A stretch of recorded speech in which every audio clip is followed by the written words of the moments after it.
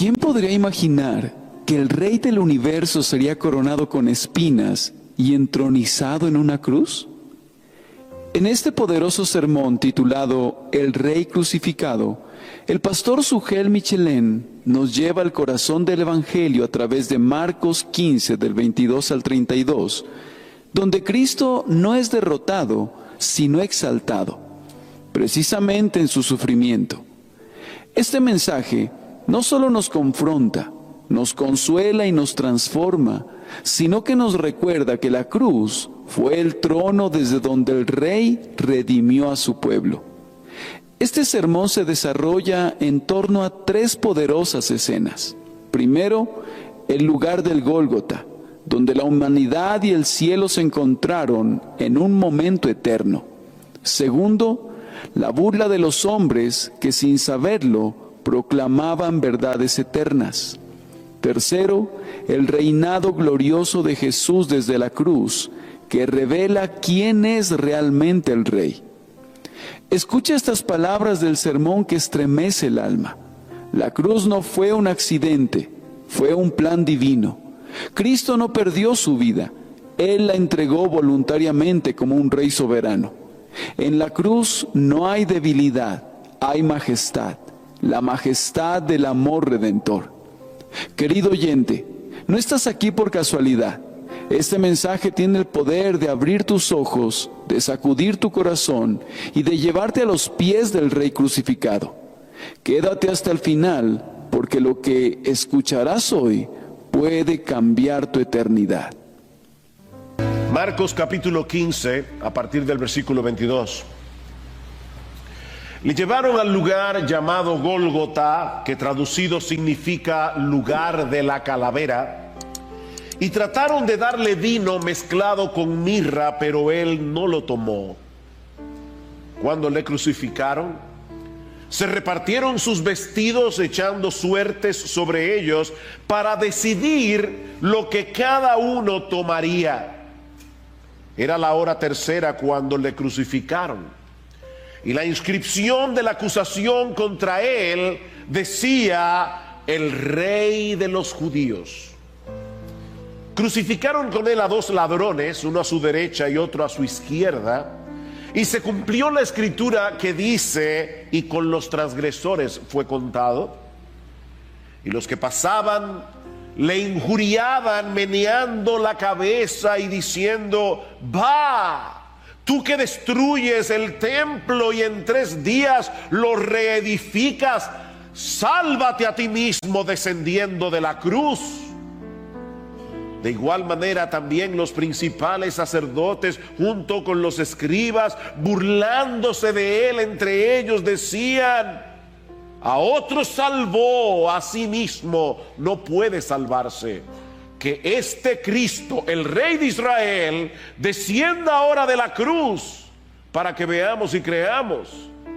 Y los que estaban crucificados con él también le insultaban. No deja de ser sorprendente el hecho de que los cristianos hayan escogido la cruz como el símbolo distintivo de su fe, si tomamos en cuenta que desde el inicio de la iglesia, la cruz fue uno de los tropiezos más grandes que enfrentaron los cristianos para la propagación del evangelio. Pablo dice en su primera carta a los Corintios que la palabra de la cruz, y se refiere al evangelio que tiene a la cruz en su centro. Pablo dice: la palabra de la cruz es locura, la palabra de la cruz es necedad, es tontería para los que se pierden. Tanto para la sociedad greco-romana como para los judíos era completamente absurdo pensar que el Salvador de los pecadores haya sido un hombre que fue clavado en una cruz romana como el peor de los criminales. Como dice John Stott en un libro que recomiendo altamente, La cruz de Cristo, y está en español, decía: ¿cómo podía un hombre en su sano juicio Adorar a un hombre que había sido condenado como criminal y sometido a la forma más humillante de ejecución. Esta combinación de muerte, crimen y vergüenza lo excluía de toda posibilidad de merecer respeto y mucho menos adoración. Sin embargo, mis hermanos, los cristianos no escogieron el pesebre como el símbolo principal del cristianismo. No escogieron la piedra que tapaba la tumba de la que Cristo resucitó, o el trono en el que está sentado ahora mismo a la diestra del Padre. No, ellos escogieron la cruz, porque ese es el eje central de nuestra fe.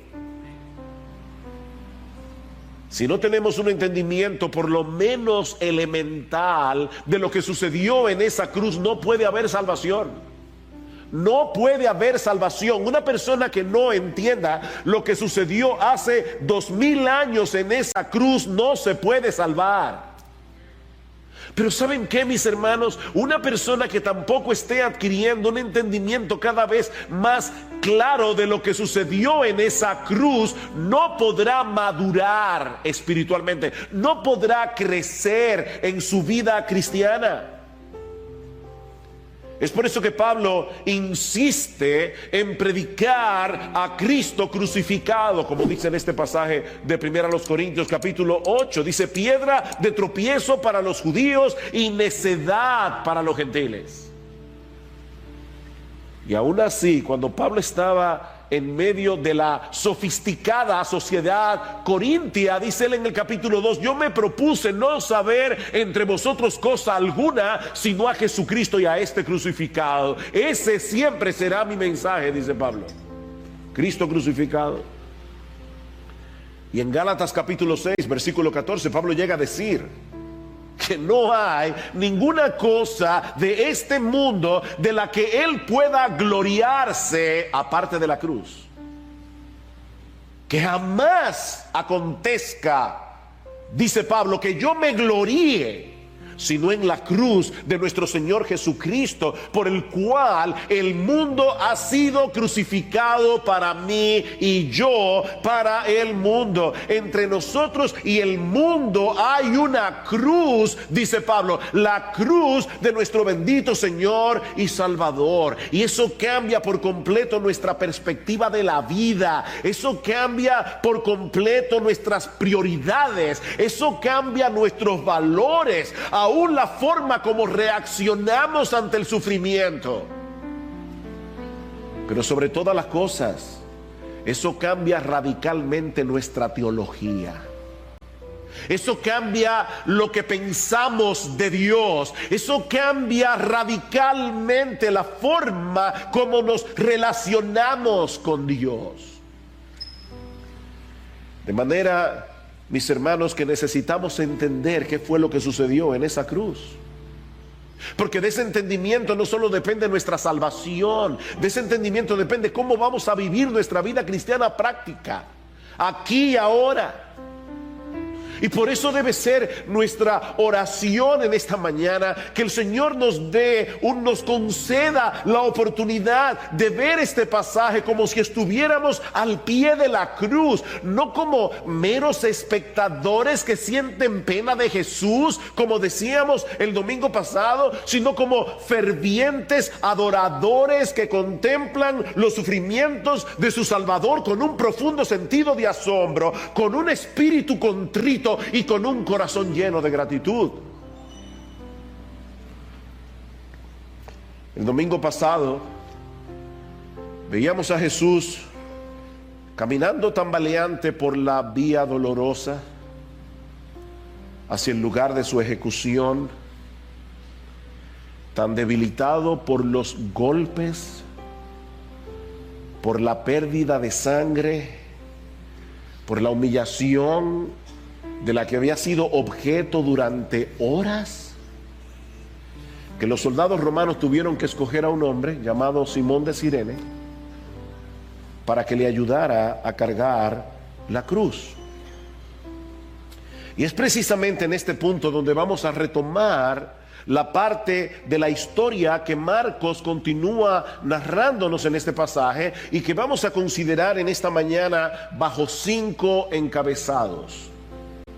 En primer lugar, vamos a ver la llegada al Calvario. Marcos capítulo 15, versículo 22. Y le llevaron al lugar llamado Gólgota, que traducido significa lugar de la calavera. Y trataron de darle vino mezclado con mirra, pero él no lo tomó. Los que estuvieron el domingo pasado en la tarde, cuando dimos el reporte de nuestro viaje a Israel, recordarán que uno de los lugares que visitamos fue precisamente lo que se conoce como el jardín de la tumba, el lugar donde probablemente Jesús fue crucificado. Hay un monte allí que tiene forma de calavera y cerca de ese lugar hay una tumba vacía que se supone era la tumba que José de Arimatea le cedió a Jesús después de su muerte para que fuera enterrado.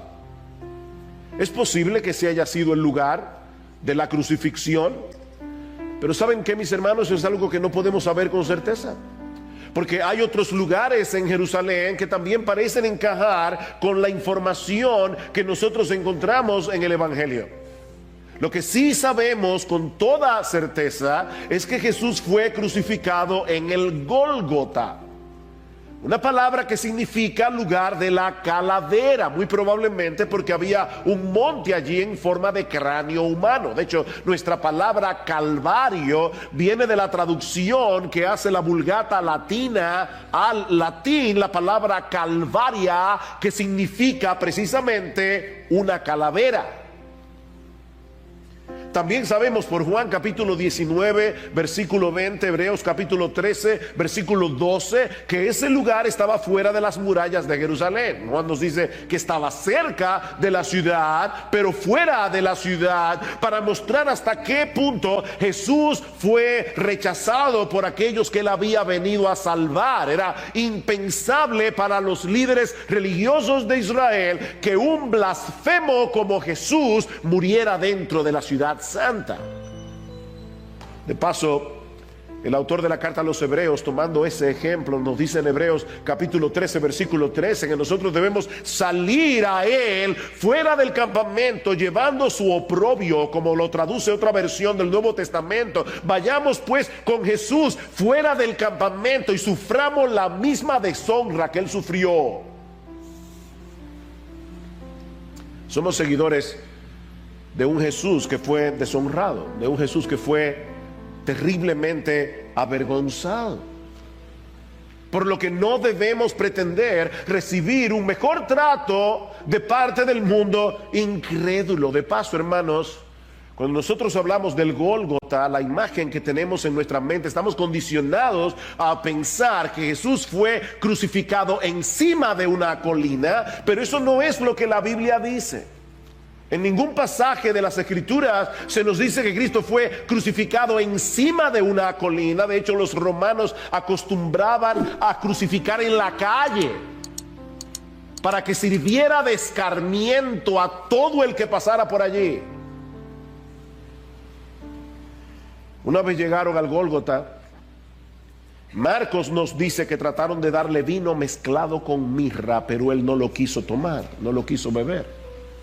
Esa era una especie de analgésico, una especie de sedativo que se usaban en aquellos días y que los soldados quisieron darle a Jesús, no porque sintieran compasión de él, sino para poder llevar a cabo su macabra tarea de clavarlo en una cruz de una forma más fácil, sin tener que lidiar con el forcejeo del condenado. Una persona sedada iba a poner menos resistencia al momento de ser clavado en la cruz. Pero dicen los evangelios que Jesús no quiso beberla. Él debía tomarse esa copa de aflicción que el Padre le había dado hasta la última gota y en pleno uso de sus facultades mentales y sensoriales. Él tenía que demostrar que estaba muriendo porque había decidido morir. que su muerte era un acto consciente, era un acto voluntario. Cada palabra que el Señor pronunció en esas horas de extrema aflicción requerían una mente despierta, una mente alerta. Al momento de ser crucificado, el Señor Jesucristo tuvo que experimentar plenamente todo el horror de lo que implica esa forma de ejecución. Y eso nos lleva a nuestro segundo encabezado, el suplicio de la cruz. El suplicio de la cruz. Como decíamos el domingo pasado, la muerte por crucifixión es probablemente el método más barbárico, más inhumano, más cruel de ejecución que alguna vez haya sido aplicado, porque prolongaba la agonía de las víctimas en ocasiones por varios días mientras experimentaban un dolor insoportable. Tal parece que esta forma de ejecución fue inventada por los persas, luego fue perfeccionada por los romanos, que las reservaban únicamente para los esclavos o para cualquier criminal extranjero que fuera considerado como indigno de ser tratado como un ser humano. Los romanos no permitían que se aplicara esa forma de ejecución a un ciudadano romano, excepto en casos extremos de traición. El gran orador y filósofo Cicerón condenó la muerte por crucifixión como un castigo sumamente cruel. No hay palabra adecuada, decía él, para describir una acción tan horrible. Y hablando en defensa de un senador romano que había sido acusado de asesinato y que algunos estaban abogando porque fuera crucificado, y Cicerón sale en su defensa y dice: la sola palabra cruz no debería figurar en el léxico de un ciudadano romano. Más aún, debería ser desterrada de sus pensamientos, sus ojos y sus oídos. Es indigno que de un ciudadano romano y de un hombre libre no solo soportar los procedimientos propios de la crucifixión, sino también el verse expuesto a ellos, a la expectativa, incluso a la mención del hecho. En otras palabras, Cicerón está diciendo que es impropio que un ciudadano romano tuviera que sufrir la agonía de pensar en la posibilidad de ser crucificado. En la posibilidad. Dice, solamente el hecho de que este hombre esté siendo juzgado con la expectativa de que puede ser crucificado, eso es indigno de un ciudadano romano, decía Cicerón. Era horrible. Y sin embargo, ninguno de los evangelistas se detiene a describir en detalles los sufrimientos físicos que el Señor padeció en la cruz. Vean una vez más el versículo 24. Cuando le crucificaron, se repartieron sus vestidos. Eso es todo lo que dice. Cuando le crucificaron. Solo 3 palabras fueron suficientes para describir una muerte tan horrible. Y lo mismo vemos en los otros evangelios. Todos se limitan a decir que Jesús fue crucificado. Y hay al menos 2 razones para esta descripción tan escueta. La más obvia de todas es que los lectores originales del Evangelio estaban muy familiarizados con esta forma de ejecución. Ellos no necesitaban ninguna explicación detallada de los sufrimientos físicos que experimentaba un crucificado. Ese era un castigo para ellos que veían con cierta frecuencia si vivían en el Imperio Romano. Pero es probable también que los evangelistas quisieran poner un mayor énfasis en lo que Jesús tuvo que padecer, tanto a nivel emocional como a nivel espiritual, al tener que cargar con nuestra culpa, al tener que cargar con nuestra vergüenza en la cruz del Calvario. Mis hermanos, ningún sufrimiento físico podía compararse siquiera al hecho de haber tenido que recibir sobre sí todo el peso de la ira justa de Dios que nosotros merecíamos por nuestros pecados. Esa fue la agonía de Jesús en el huerto de Getsemaní, ¿recuerdan? Padre, si es posible, pasa de mí esta copa. La copa de la ira de Dios, el saber que en unas pocas horas Él iba a sufrir el desamparo del Padre, una completa ruptura de la deleitosa comunión que Jesús había disfrutado con su Padre Celestial hasta ese momento en que fue hecho pecado por causa nuestra. Él fue hecho pecado, dice la Biblia. Pero no por eso debemos minimizar lo que Jesús tuvo que padecer físicamente al asumir nuestro lugar en la cruz del Calvario. Si bien los lectores del primer siglo no necesitaban que se les explicara en detalle lo que implicaba la muerte por crucifixión, nosotros estamos en una situación muy diferente. Muy diferente, sobre todo tomando en cuenta el hecho de que la cruz de Cristo ha sufrido una especie de domesticación con el paso del tiempo. La cruz ha sido domesticada, a tal punto que para muchos no es más que un símbolo religioso, algo que se cuelgan en el pecho o que ponen en las iglesias, un símbolo del cristianismo y nada más. Pero mis hermanos, la cruz en el primer siglo, en el tiempo del Señor, no era meramente un símbolo, era un instrumento de tortura, en el que las víctimas sufrían un dolor inimaginable. Describiendo los padecimientos conectados con la muerte por crucifixión, alguien ha dicho que parece incluir todo lo que el dolor y la muerte puedan tener de terrible y espantosa: vértigo, calambres, sed, inanición, falta de sueño, fiebre, tétano, vergüenza, publicación de la vergüenza, larga duración del tormento, horror de la anticipación, mortificación de las heridas no cuidadas, por solo mencionar algunas cosas. No había ninguna postura que trajera alivio al crucificado.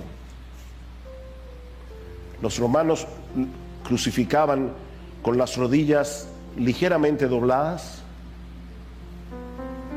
y cuando el crucificado deseaba respirar, se estiraba y colocaba todo su peso sobre los clavos que atravesaban los pies, lo que producía una agonía de dolor ardiente al desgarrar los huesos metatarsianos. Era horrible. Pero entonces, si se cansaba de la postura y cedía el peso de su cuerpo y se dejaba caer, entonces los clavos de las muñecas presionaban los nervios medios, produciendo un dolor igualmente agonizante.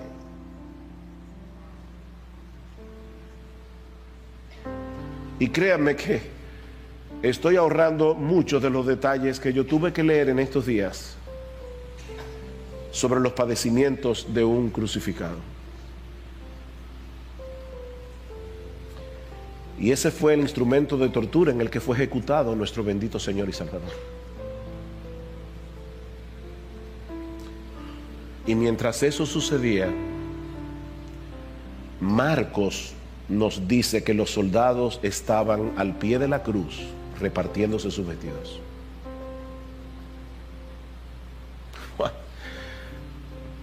Eso es increíble. Mientras Jesús estaba allí suspendido entre el cielo y la tierra, los soldados se repartían sus vestidos.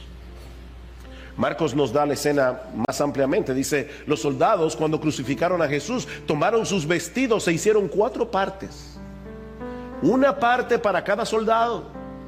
Y tomaron también la túnica, que era sin costura, tejida en una sola pieza. Por tanto, se dijeron unos a otros: no la rompamos. Ellos estaban allí hablando. No la rompamos, no, echemos suerte sobre ellas para ver de quién será.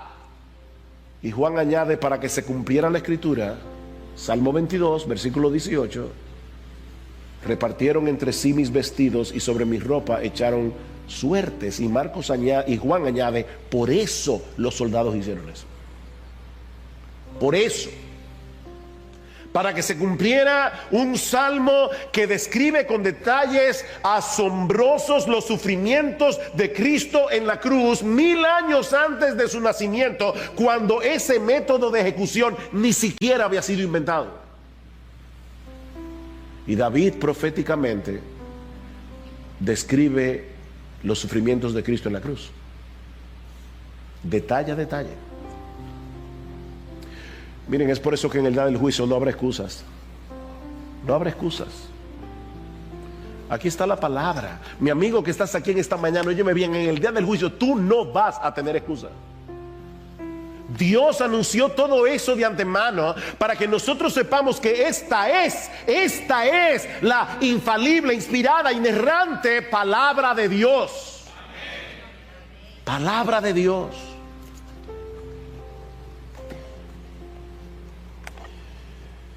Pero ese detalle no solamente revela el control soberano de Dios sobre la muerte de Cristo y la veracidad de las Escrituras, mis hermanos, yo creo que ese detalle está allí para que nosotros podamos ver el corazón endurecido de los soldados. El corazón endurecido de los soldados. Mientras Cristo padecía los horrores de la cruz, muriendo para salvar a pecadores, estos hombres no tenían mayor interés que tomar alguna pieza de sus vestidos. Hasta ese punto puede llegar la dureza de un corazón humano. Y yo me pregunto si habrá alguno aquí, en esta mañana, aquí en esta iglesia, escuchando este mensaje, en esa misma condición. En esa misma condición espiritual, como si la muerte de Cristo en la cruz fuera un hecho intrascendente. Algo que no tiene nada que ver con ellos, ninguna relevancia. Oh, mi amigo, este relato de la crucifixión tiene que ver contigo. Tiene que ver contigo. Cristo murió en la cruz porque tú eres pecador. Esto tiene que ver contigo. Esto no es una historia pasada.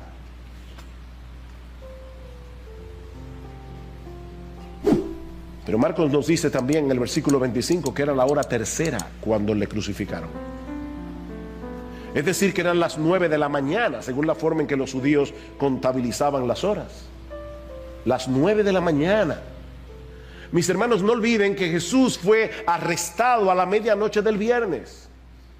Y ya a las 9 de la mañana había sido juzgado, condenado y crucificado. Todo el proceso fue increíblemente rápido y, como veíamos hace unas semanas atrás, increíblemente irregular desde el punto de vista de la jurisprudencia judía. Violaron un montón de leyes para condenar a Jesús. Esa farsa de juicio era necesaria. ¿Saben para qué? Para dejar evidencia clara de que Jesús murió siendo inocente, porque Él vino a dar su vida en lugar de muchos que no lo eran. Era necesario que nosotros pudiéramos entender la farsa de juicio por la que Cristo pasó. Él era inocente. De ahí la extraña acusación que Pilato mandó a colocar encima de la cruz. Y eso nos lleva a nuestro tercer encabezado, la acusación escrita. La acusación escrita, versículo 26, y la inscripción de la acusación contra él decía: el rey de los judíos. Marcos está sintetizando aquí, resumiendo aquí, este es Jesús Nazareno, el rey de los judíos. Jesús fue acusado de muchas cosas en las dos partes del juicio que se llevaron a cabo en su contra. Los miembros del Sanedrín lo acusaron de blasfemia, ¿recuerdan? Por haber reconocido que Él era el Cristo, que Él era el Hijo de Dios. Y cuando se presentaron delante de Pilato, lo acusaron de pervertir la nación, lo acusaron de ser un sedicioso, de prohibir pagar tributo al César y de decir que Él era un rey. Esas fueron las acusaciones. Pero quiso Dios en su providencia que la acusación que prevaleciera finalmente como su causa escrita fuera esta: Él era el rey de los judíos. Él era el rey de los judíos. Y por supuesto la intención de Pilato no era alabar a Jesús. La intención de Pilato era burlarse de los judíos. Y eso lo vemos claramente en el pasaje paralelo en Juan capítulo 19, tanto así que los principales sacerdotes se ofendieron y se acercaron a Pilato para decirle: no escribas que él era el rey de los judíos, pon allí que él decía que él era el rey de los judíos. Y es ahí cuando Pilato le da su famosa respuesta: lo que he escrito, he escrito.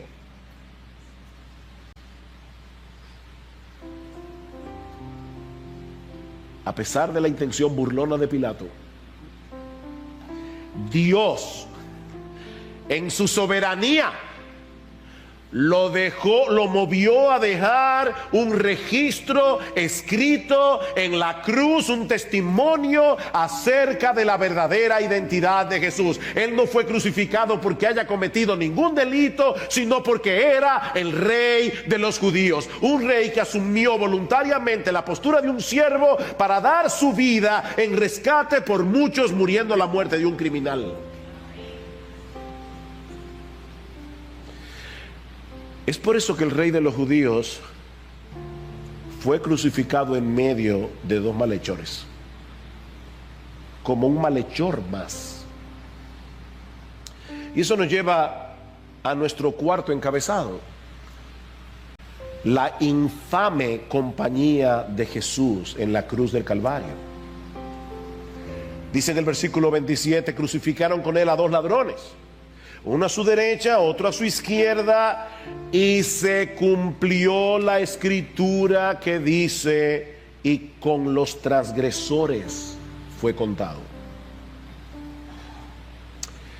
No sabemos mucho acerca de estos dos hombres. Marcos nos dice que eran ladrones, Lucas que eran malhechores, hombres que se habían entregado a una vida de maldad,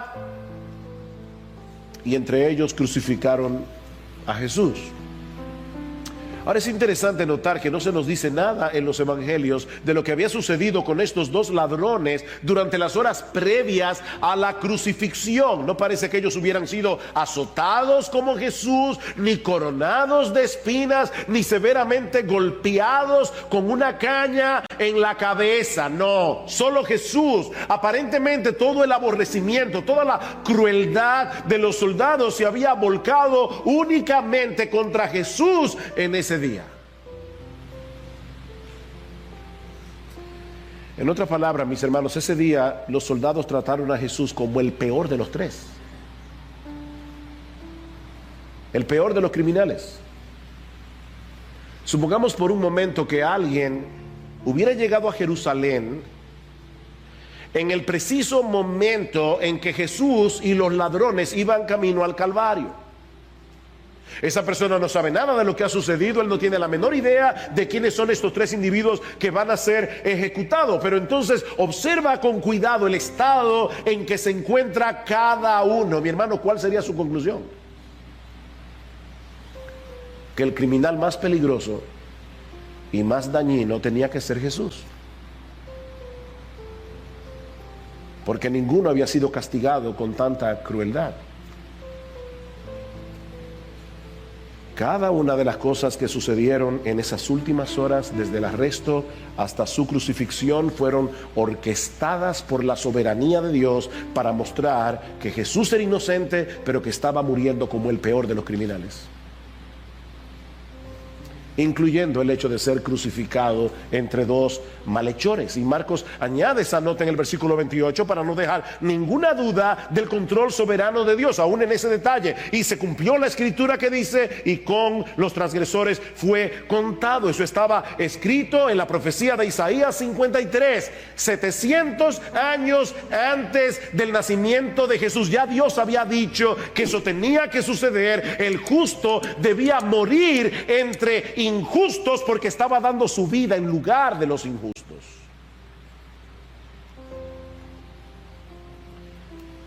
Pero hay una escena más en nuestro texto y que veremos mucho más brevemente: las burlas y los insultos alrededor de la cruz.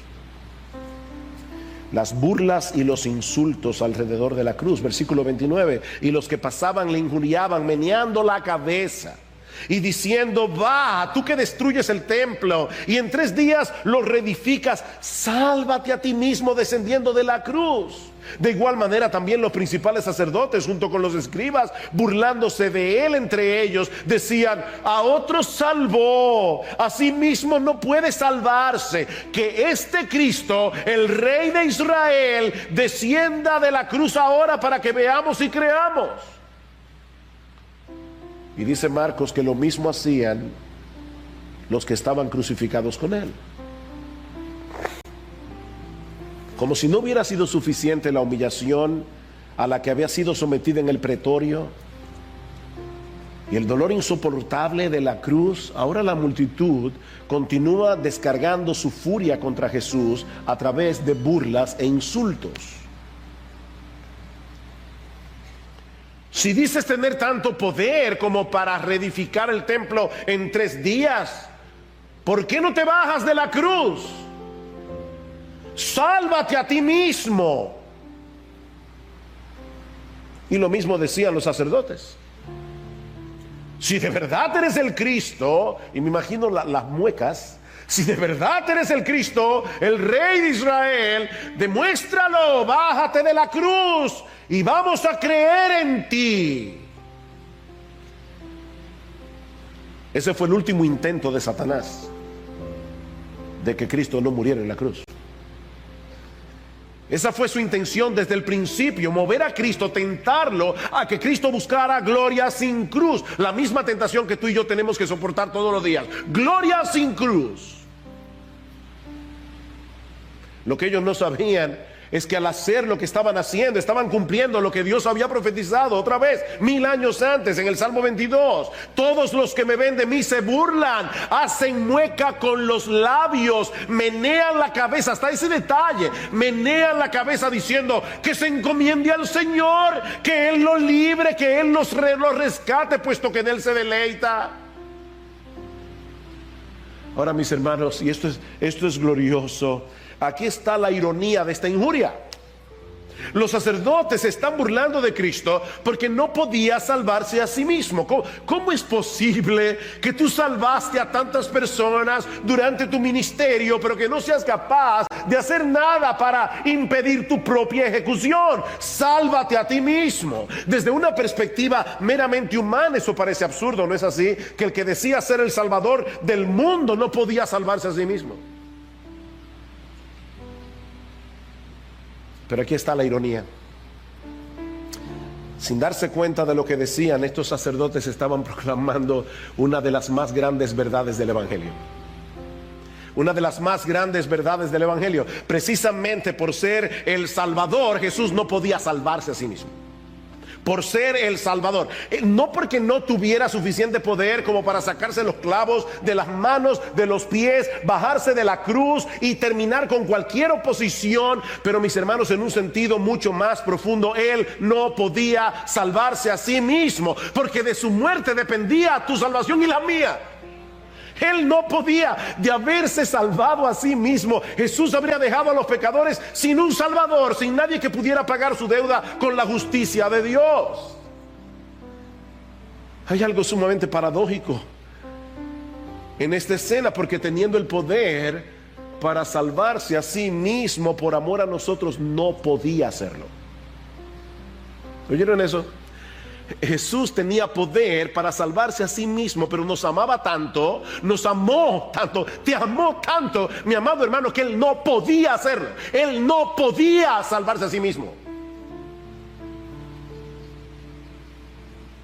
Su amor por nosotros le impedía salvarse a sí mismo.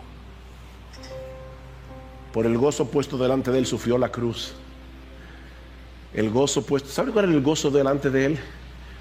Tu salvación y la mía. Por el gozo puesto delante de Él sufrió en la cruz.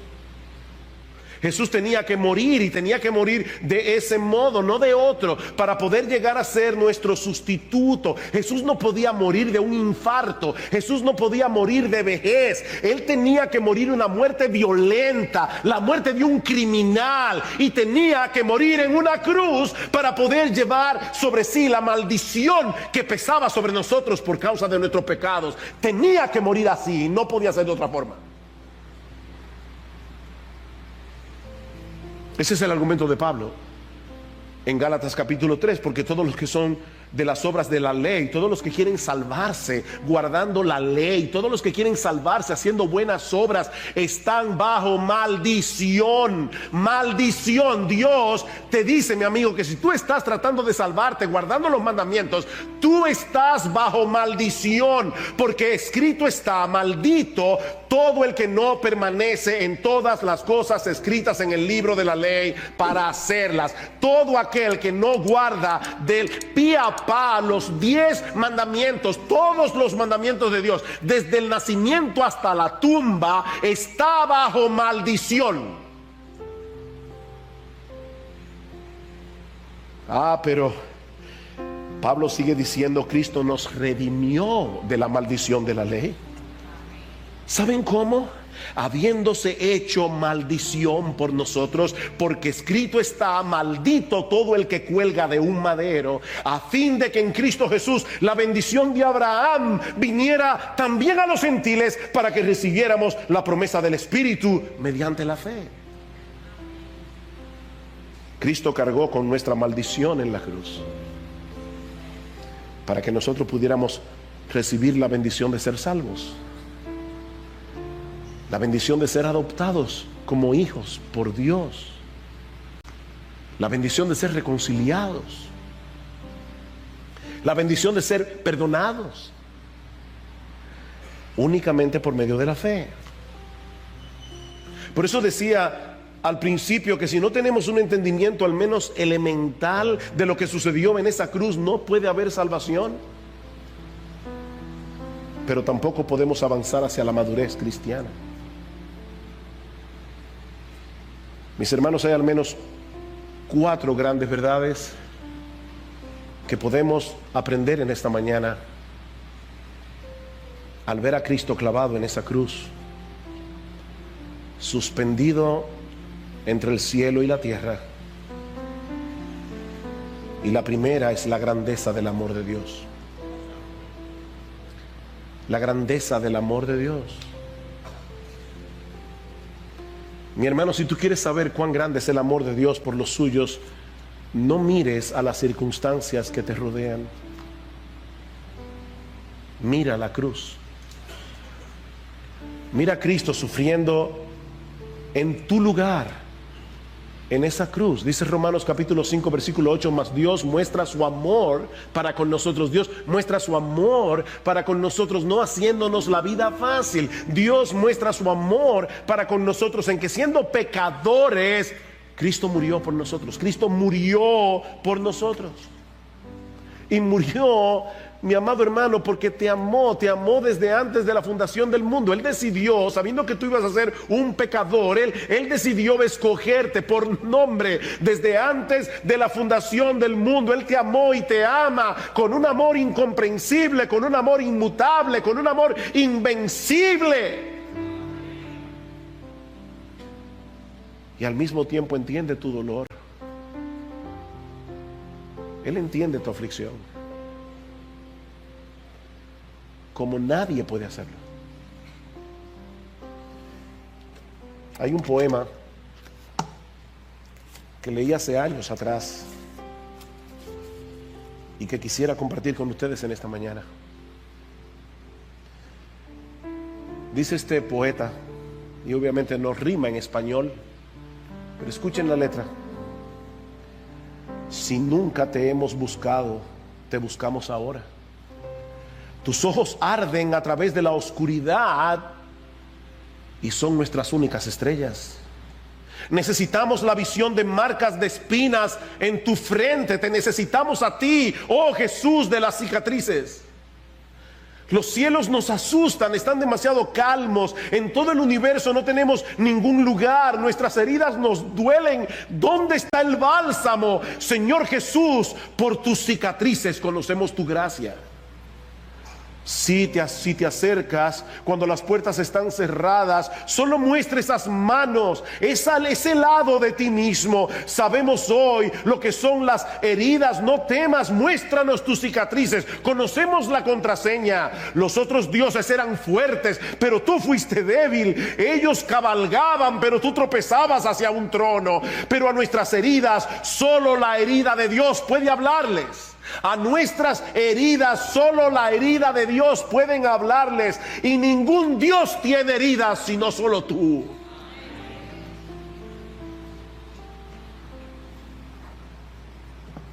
Cristo te entiende en tu dolor y te ama. Miren, el dolor es soportable. Lo que es insoportable es el desamparo de Dios.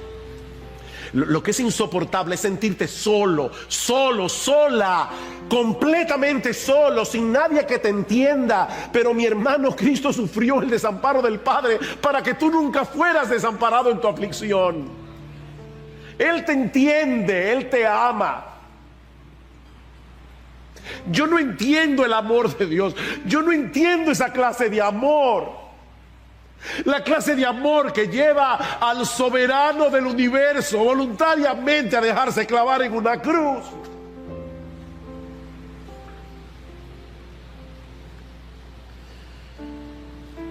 Oh, qué bueno es tener a un Cristo con cicatrices. Pero en segundo lugar, al ver a Cristo clavado en esa cruz, podemos tener un mejor entendimiento de la naturaleza horrible del pecado. Hermano, nosotros estamos rodeados de pecaminosidad por todas partes. Tenemos pecado adentro, tenemos pecado afuera. Y podemos llegar a trivializar el pecado a través de la televisión, a través de la internet. Hay una campaña diabólica para que nosotros trivialicemos el pecado, para que lo veamos como poca cosa. Mira, mi hermano, cuando te sientas tentado por tus pecados favoritos, por aquellos que amamantas en tu corazón, recuerda a Cristo muriendo por ellos en esa cruz, porque fueron tus pecados, fueron los míos los que lo colocaron a Él allí. ¿Qué tan horrible es el pecado? Tan horrible que la segunda persona de la Trinidad tuvo que hacerse hombre y morir por ellos en una cruz. Así de horribles, decía el compositor escocés Horacio Bonar: alrededor de la cruz veo el tropel burlándose de los gemidos del sufriente, mas todavía parece ser mi propia voz, como si solo yo me burlara de él.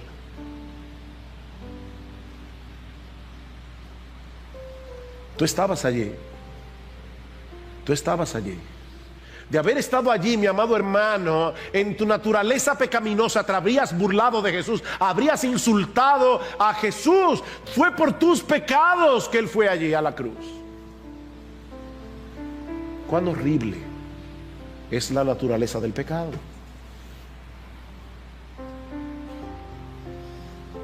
Pero en tercer lugar, al ver a Cristo suspendido en esa cruz, aprendemos también cuál es la esencia de la vida cristiana práctica.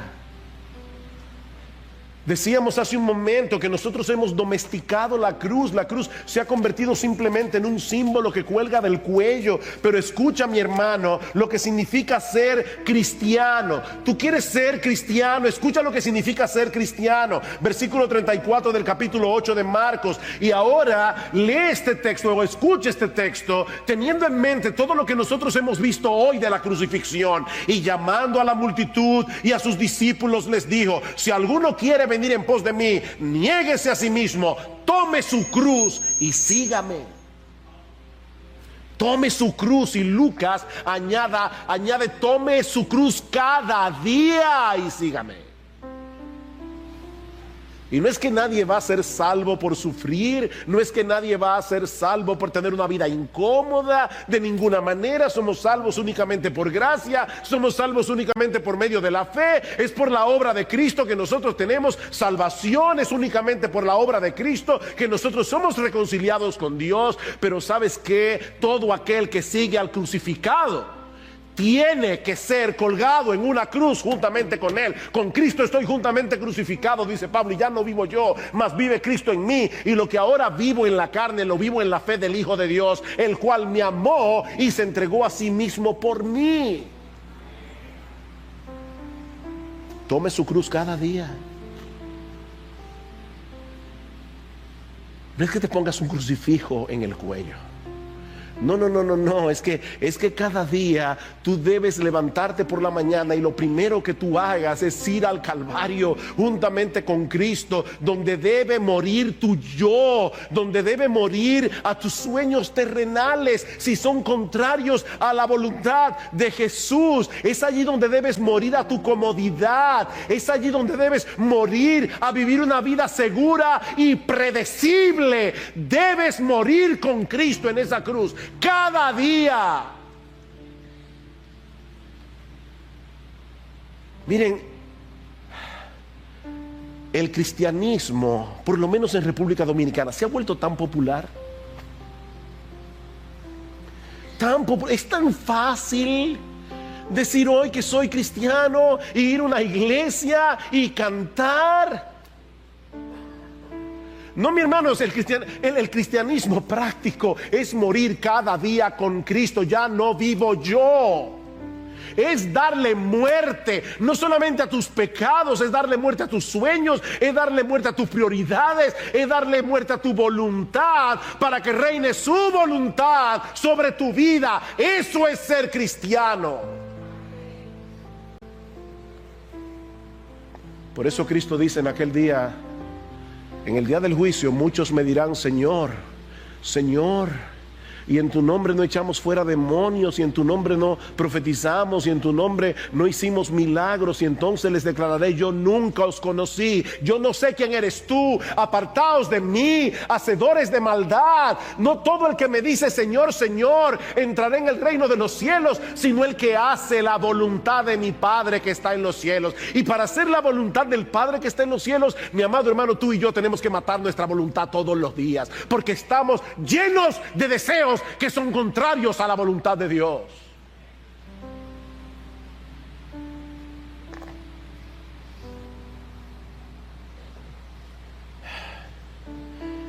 El pastor está gritando mucho hoy. Mira, déjame decirte algo. Si tú viniste a evaluar como yo predico, lo lamento, pero tú necesitas cargar tu cruz. Tú necesitas cargar tu cruz. Tú necesitas decir: ya no vivo yo. Decírtelo a ti mismo. Recuérdate cada día cuando te levantas por la mañana, Sujel Michelén, recuerda: ya no vivo yo, ya no vivo yo.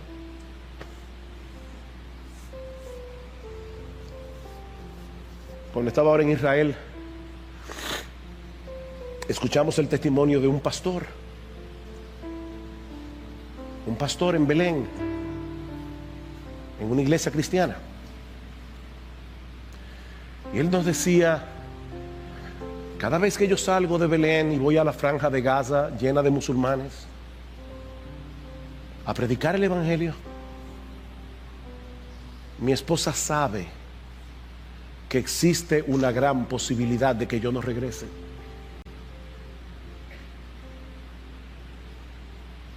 Ese hombre ha sido golpeado yo no sé cuántas veces, y aún así sigue predicando el evangelio. ¿Entiendes de qué estoy hablando? ¿Entiendes de qué se trata esto? No, la vida cristiana no es cool. La vida cristiana no se diseñó para que sea cool. La vida cristiana se diseñó para que nosotros representemos al Cristo crucificado en un mundo que lo odia. Eso es la vida cristiana, práctica. Ven, toma tu cruz, ven, toma tu cruz. ¿Y saben qué, mis hermanos? Sí debemos tomar la cruz. Y seguir a Cristo sigue siendo glorioso. Sigue siendo lo más glorioso, porque Él es lo más glorioso. ¿Sabes por qué la vida cristiana es gloriosa? Por el deleite que nosotros tenemos en Él. La razón por la que Cristo dice, toma tu cruz, no te preocupes, toma tu cruz, es porque tener a Cristo vale más que el mundo entero.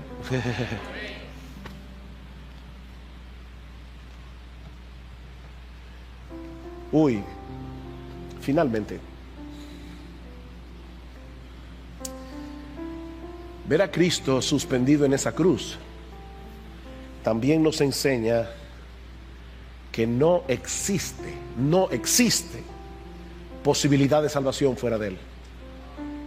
Mi amigo, no existe. El Hijo de Dios, la segunda persona de la Trinidad, tuvo que hacerse hombre para morir en una cruz por nuestros pecados. Tuvo que sufrir una agonía horrible, física, mental, emocional y sobre todo espiritual, cuando la ira de Dios se derramó sobre Él por causa de nuestros pecados.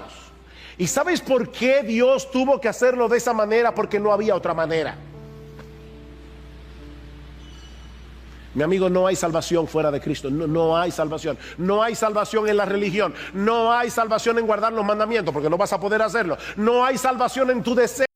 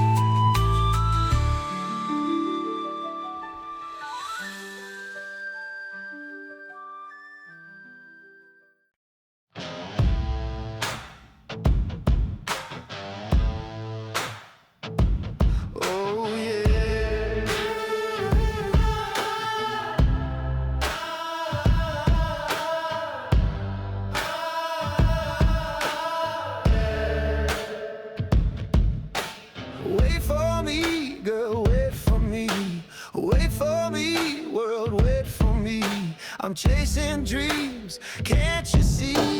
I'm just a man, but I'm running free. Gonna keep running till the stars come down. I'll chase that moon till the morning's found. Wait for me, butterfly, wait for me. I'm just trying to set you free. Wait for me, worries, wait for me. I'm only human, just let me be, let me be.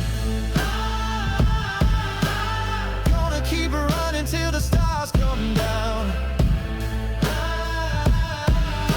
I'll chase that moon till the morning's found. I said, oh yeah, the sugar's gonna bring me to life. I said, oh yeah, the sugar's gonna make it alright. Give me that sweet apple pie. Gonna keep running till the stars come down. Chasing the moon, I won't slow down. Wait for me, butterfly, wait for me. I'm just trying to set you free. Wait for me, troubles, wait for me. I'm only human, just let me be, let me be. Gonna keep running till the stars come down.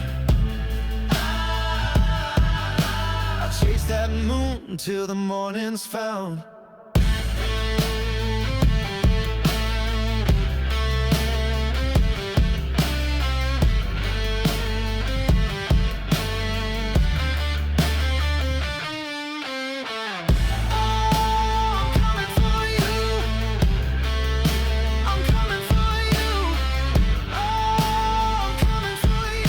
And I won't stop till I do, yeah. Gonna keep running till the stars come down. I'll chase that moon till the morning's found.